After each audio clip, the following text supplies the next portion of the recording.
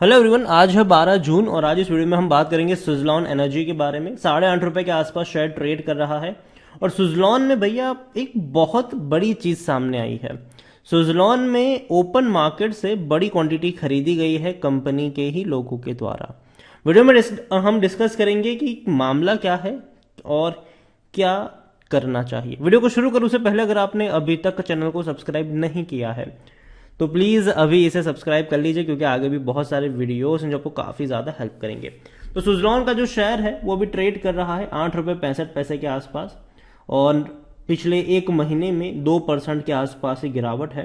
तेजी बनी, टूट के बिखरा, 7.5 के करीब पहुंचा, वापस तेजी बनी, 10 के करीब पहुंच गया था ये, वापस टूटना शुरू हुआ, वापस तेजी, अब वापस टूट रहा है और अभी टूटेगा थोड़ा बहुत। रीजन ये है कि देखो इन्फ्लेशन बढ़ रहा है और ऐसे में अगर पूरे बाजार में गिरावट देखने को मिलेगी तो सुज़लॉन जैसा शेयर इस गिरावट से बचेगा नहीं। तो सुज़लॉन में भी आपको गिरावट देखने को मिलेगी, क्योंकि देखो फंडामेंटली कोई बहुत बड़ी कंपनी नहीं है और ना ही कोई ऐसी कंपनी है कि जो बेयर मार्केट से भी बचा रहे। ठीक है, तो यहां पर एक साल में देखें तो सिर्फ 22% का ही ग्रोथ नजर आया है।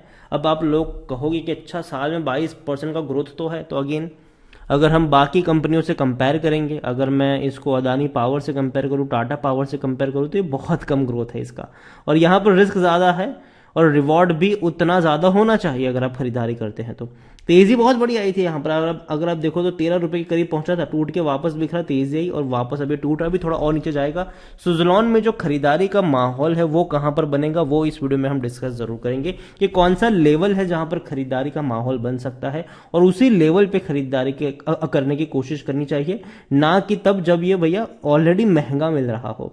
सुज़लॉन को लेकर अगर आप देखोगे तो सुज़लॉन एक मिड कैप शेयर है, 8,500 करोड़ के आसपास का इसका मार्केट कैप है। 4.5 करोड़ से भी ज्यादा का वॉल्यूम एनएससी में है और 1 करोड़ से भी ज्यादा का वॉल्यूम बीएससी में है। एनएससी बीएससी दोनों में भैया बड़ी क्वांटिटी में शेयर ट्रेड भी हो रहे हैं।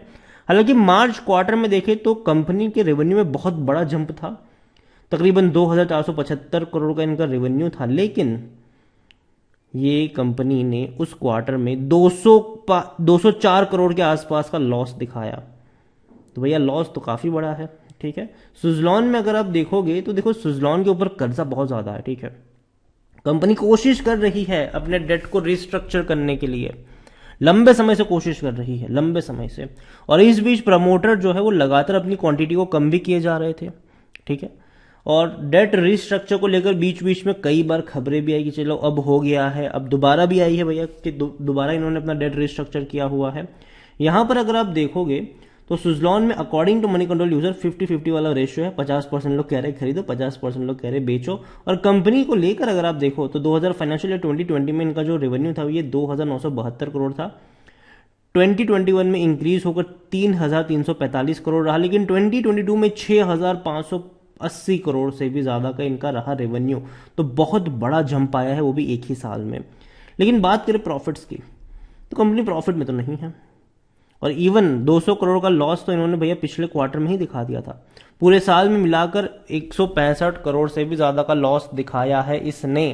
तो कंपनी भैया लॉस में है। पहली चीज, कंपनी को खर्चे बहुत ज्यादा है, कंपनी में प्रमोटर की बहुत ज्यादा होल्डिंग गिरवी पड़ी हुई है। लेकिन अब एक बड़ी खबर भी निकलकर सामने आई अभी हाल फिलहाल में ही। सुज़लॉन में जो इनसाइडर ट्रांजैक्शन समरी पर अगर मैं नजर करता हूं तो 9 जून 2022, 3 दिन पहले की बात है, कंपनी के ही डेजिग्नेटेड पर्सन है विश्वजीत सिंह बी परमार, उनकी तरफ से खरीदारी की गई है 2,40,000 इक्विटी की। और इतना ही नहीं, एक और भी ट्रांजेक्शन हुआ है, वो है बलराज सिंह परमार, पता नहीं दोनों एक ही फैमिली से बिलोंग करते हैं या क्या है, लेकिन कंपनी के डेजिग्नेटेड पर्सन है, एक है विश्वजीत सिंह बी परमार और एक है बलराज सिंह ए परमार। विश्वजीत बी परमार की तरफ से 2,40,000 शेयर खरीदे गए हैं और बलराज सिंह परमार की तरफ से 4,40,000 क्वांटिटी खरीदी गई है। देखने में लग गया कि अच्छा भैया क्या हो रहा है, क्या गेम हो रहा है, इतनी खरीदारी क्यों देखने को मिल रही है। तो आपको बता दें कि उससे 3 दिन पहले 6 जून को कंपनी के ही जो एम्प्लॉय के इमीडिएट रिलेटिव्स है करिश्मा आनंद की तरफ से 5 लाख शेयर बेचे भी गए हैं। ठीक है, तो उनकी तरफ से 5 लाख शेयर बेचे भी गए हैं। इतना ही नहीं, अगर हम थोड़ा और पीछे जाए, ठीक है, तो प्रमोटर ग्रुप जो है, Jitendra R Tanti, Sangeeta V Tanti, Leena J Tanti, करोड़ों में क्वांटिटी बेची गई है यहाँ पर। तो वो भी आप देखो, भले ही 2 ट्रांजेक्शन लेटेस्ट नए आए हैं खरीदारी के, इसका मतलब ये नहीं है कि बहुत अच्छा चल रहा है कंपनी में। आप 3 दिन पहले 5 लाख शेयर के बिकवाली वाले ट्रांजेक्शन भी आपको यहाँ पर देखने चाहिए।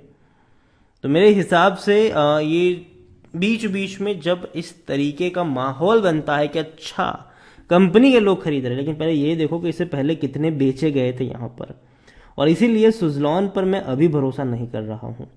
खरीदारी करने का सही मौका है ये कहना है टिकर टैप का, मेरा कतई नहीं। यहाँ पर अगर आप बात करो होल्डिंग की, होल्डिंग की मैं बात करूँ तो 14.92% की होल्डिंग प्रमोटर के पास है। वो लगातार बहुत बड़ी क्वांटिटी प्रमोटर बेच रहे हैं। प्रमोटर की दिसंबर में 16.04% की होल्डिंग थी, दिसंबर 2021 के क्वार्टर में। मई में डिक्रीज होकर 15.85 पर आई, और सॉरी मार्च में, और मई में तो बहुत ज़्यादा तोड़ दिया, 14.92% की होल्डिंग। तो वो देखो कि भैया प्रमोटर तो लगातार बेच रहे हैं, और उसमें से भी जो गिरवी पड़ी हुई होल्डिंग है 14.92% में से 13.21% की बहुत बड़ी होल्डिंग प्रमोटर ने क्या रखी है, गिरवी रखी है यहाँ पर। 0.05% mutual fund, 16.32 domestic institution, 7.35 F files. और कौन खरीद रहा है, रिटेल इन्वेस्टर, 61.36% की होल्डिंग, जिसमें से भी कोर रिटेलर्स के पास 26.01% की होल्डिंग है। और अगर हम सितंबर से कंपेयर करें तो डेफिनेटली रिटेल वाले ही ज़्यादा खरीदारी कर रहे हैं। प्रमोटर तो लगातार थोड़ी थोड़ी क्वांटिटी बेच रहे हैं। सितंबर की 16.41% की होल्डिंग दिसंबर में डिक्रीज होकर 16.04, मार्च में डिक्रीज होकर 15.85, मई में डिक्रीज होकर 14.92। तो एक क्वार्टर ऐसा नहीं रहा जहां प्रमोटर ने बेचा ना हो अपने शेयर्स। पिछले कुछ क्वार्टर से प्रमोटर हर बार अपनी क्वांटिटी को घटा रहे हैं, बढ़ा तो बिल्कुल भी नहीं रहे हैं। तो उस चीज़ को आप समझिए। भले ही 2 ट्रांजेक्शन आपको दिख गए यहाँ पर कि भैया खरीदारी करी है, डेजिग्नेटेड पर्सन है कंपनी के जिनकी तरह खरीदारी हुई है, लेकिन उससे पहले के ट्रांजेक्शन पर भी आपकी नज़र होनी चाहिए कि भैया बेचे गए हैं। 3 दिन पहले का ही 5 लाख शेयर बेचने वाला ट्रांजेक्शन भी भूलना नहीं चाहिए। तो सुजलॉन को लेकर मैं कहूंगा कि कंपनी के ऊपर कर्जा ज़्यादा है, कंपनी प्रॉफिट में नहीं है, और मैंने पहले भी कहा था, मैं भी कहूंगा कि देखो बिजनेस अच्छा है इनका, लेकिन आने वाले दौर में जो कॉस्ट है वो बढ़ रहा है, और इवन मटेरियल कॉस्ट भी बढ़ रहा है, और इनको भैया आने वाले दौर में थोड़ी सी कठिनाई तो ज़रूर होगी। और इसीलिए सुजलॉन को मैं अभी नहीं खरीदूंगा। मुझे जो सपोर्ट नज़र आता है सुजलॉन का वो 6 रुपये के आसपास नज़र आता है। अगर वहाँ पर ये मिलेगा तब एक बार के लिए सोच सकते हैं, वरना तो यहाँ पर सोचने की बात ही नहीं है सुजलॉन को लेकर। और अगेन अगर आपको लॉन्ग टर्म का निवेश करना है तो सुजलॉन मेरे हिसाब से अच्छी बैट नहीं है। रीज़न ये है कि आने वाले दौर में अगर हम क्लीन एनर्जी की बात करते हैं तो सुजलॉन डेफिनेटली विंड पावर में बहुत ही बड़ा नाम है इनका, लेकिन आने वाले दौर में बड़े बड़े प्लेयर्स इस सेक्टर में घुसने वाले हैं, क्लीन एनर्जी के सेक्टर में घुसने वाले हैं, और जो छोटी छोटी कंपनियां हैं वो उनके सामने सर्वाइव तो कतई नहीं कर पाएगी। तो सुजलॉन यही कहूँगा कि कर्जे के बोझ के तले दबी हुई कंपनी है, और कंपनी में प्रमोटर ही लगातार अपनी क्वांटिटी को बेच रहे हैं। तो भैया भरोसा तो नहीं बन रहा है इनके ऊपर अभी के लिए। वीडियो को यहीं पे एंड करूंगा। पसंद आया हो तो लाइक करें, शेयर करें, चैनल पर अगर पहली बार हैं तो प्लीज़ सब्सक्राइब करें, और सुजलॉन एनर्जी के बारे में क्या सोचते हैं वो भी आप मुझे कमेंट में लिखकर बता सकते हैं। Thank you.